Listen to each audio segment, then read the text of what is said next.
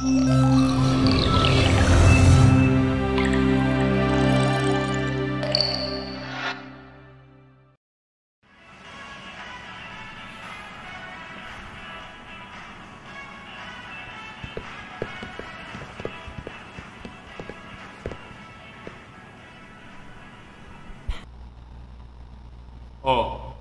kung ano-ano mga pinapanood nyo ha. Halika, at ngayong araw, kesa yan ang unahin natin, mag-aral tayo patungkol sa kaugnayan ng konsensya sa likas na batas moral.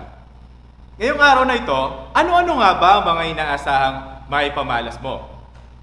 Bahagi na ng buhay ng tao ang gumawa ng pasya sa araw-araw. Mula paggising sa umaga, nagsisimula na ang maghapon sa pagpapasya. Babangon na o hindi pa? Maliligo o maghihilamos? Kakain na o mamaya pa? Ay ilan lamang sa mga pagpapasyang ito. Marahil, hindi nga ito napapansin bilang bahagi ng pang-araw-araw na gawain.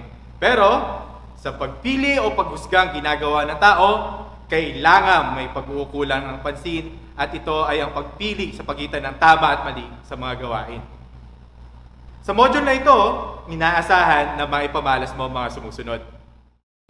Una, natutukoy na ang likas batas moral ay natatangi sa tao dahil ang patungo sa kabutihan ay may kamalayan at kalayaan. Unang prinsipyo nito ay likas sa tao na dapat gawing mabuti at iwasan ang masama. Kalawa, nalalapat ng wastong paraan upang baguhin ang mga pasya at kilos na taliwas sa unang prinsipyo ng likas na batas moral. Ikatlo, nahihinuha na nalalaman agad ng tao ang mabuti at masama sa konkretong sitwasyon, batay sa sinasabi ng konsensya. Ito ang likas na batas moral na itinanim ng Diyos sa isip at puso ng tao. At ang huli, nakabubuo ng hakbang upang mapaunlad ang mga pasya at kilos na ginagawa sa araw-araw. Ngayon naman ay mayroon tayong gawain upang mas maintindihan natin ng ganap ang konsensya. Narito ang larawan sa ibaba. Isulat mo sa kahon sa ibaba ang mga salitang nagbibigay ng kahulugan sa salitang konsensya. Gabay mo ang halimbawa sa ibaba.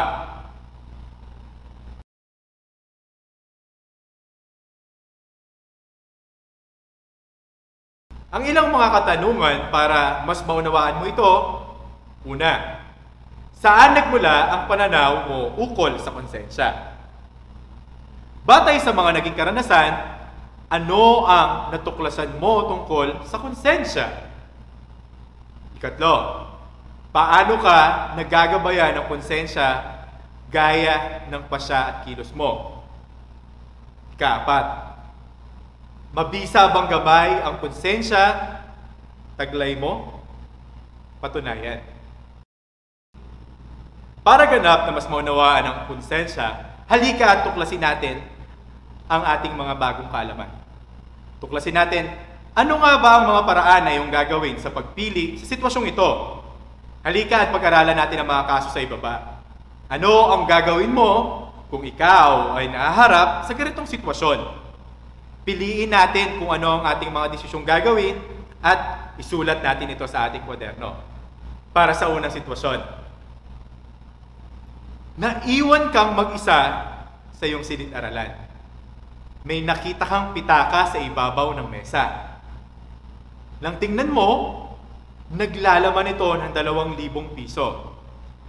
Naroon din ang ID ng may-ari na isa mong kaklase. May sakit ang tatay mo at kinapos ka sa perang pambili ng kanyang gamot. Maaari nating sagutin ang mga sumusunod sa ating mga pagpipilian. Ito ba ay hahayaan ko lang ito sa mesa? Total, hindi naman ito sa akin? Kung ang iyong sagot ay tama, ay isulat. Kung ang iyong sagot ay mali, maaari mo itong ipaliwanag. Ikalawa, ibibigay ko sa kaklase na nagmamay-ari nito. Kung ang iyong sagot ay tama, isulat mong tama. At kung ang iyong sagot naman ay mali, ipaliwanag. Kukunin ko ito para ipambili ng aming gamot para sa tatay ko. Kung ang iyong sagot ay tama, isulat mong tama. Kung ang iyong sagot ay mali, sulat mong mali at ipaliwanag. At ang huli, ituturo ko sa kasama ko para siya ang sabihin kong kumuha. Sagot kung tama, kung ang sagot mo ay tama, at mali naman kung ito ay mali. At ipaliwanag.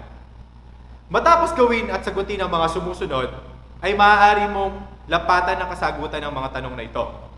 Una, alin sa 4 na sitwasyon ang sinagutan mong tama? Bakit mo nasabing ito ay tama?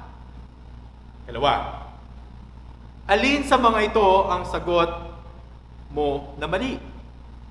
Bakit mo nasabing ito ay mali? At ang ikatlo naman, paano mo nalaman na ang iyong sagot ay tama o mali sa bawat sitwasyon? Araw-araw, gumagawa ka ng maraming pagpapasya mula sa paggising mo sa umaga. Ang ilan sa mga desisyong ito ay pangkaraniwan lamang tulad sa damit na isusuot o kulay ng sapatos na gagamitin. Subalit, may mga desisyong nakasalalay ang iyong pagkatao at nakakaapekto sa iyong kapwa. Kaya't kailangan natin ng malalim na pag-iisip. Halika, muli nating balikan ang sitwasyon at ang 4 na pagpipilian sa ilustrasyon na ginawa natin. Ano ang gagawin mo sa mga ganitong kalagayan?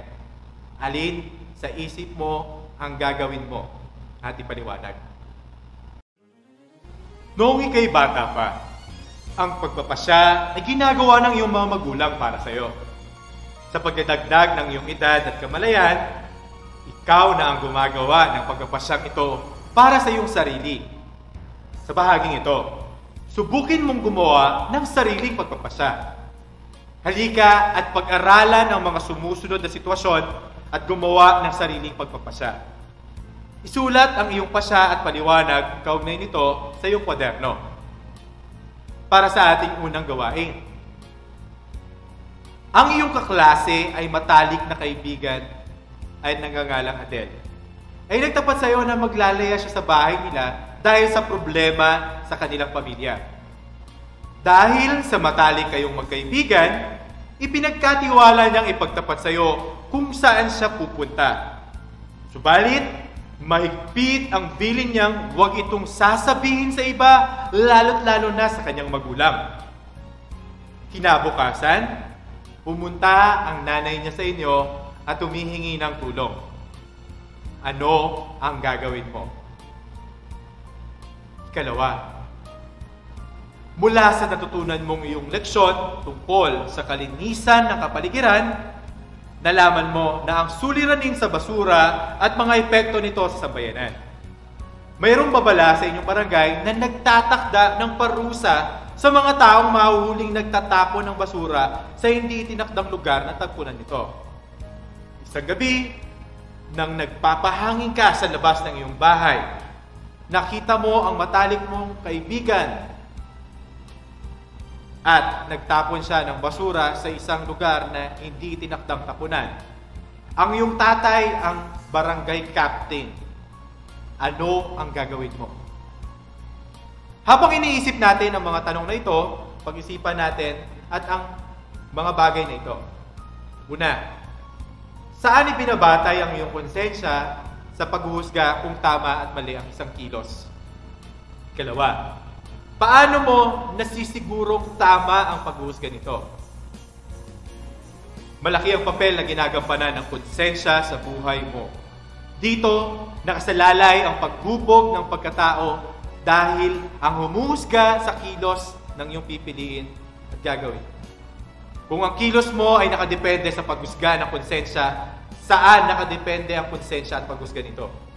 Kawili-wiling malalaman natin ang sagot sa mga tanong na to sa mga susunod pang gagawin natin. Sa ngayon, mga bata, maraming salamat at muli ako ang inyong guro na si Ginoong Amad, na mas kilala bilang Sir Amad Bars. Tuloy ang edukasyon.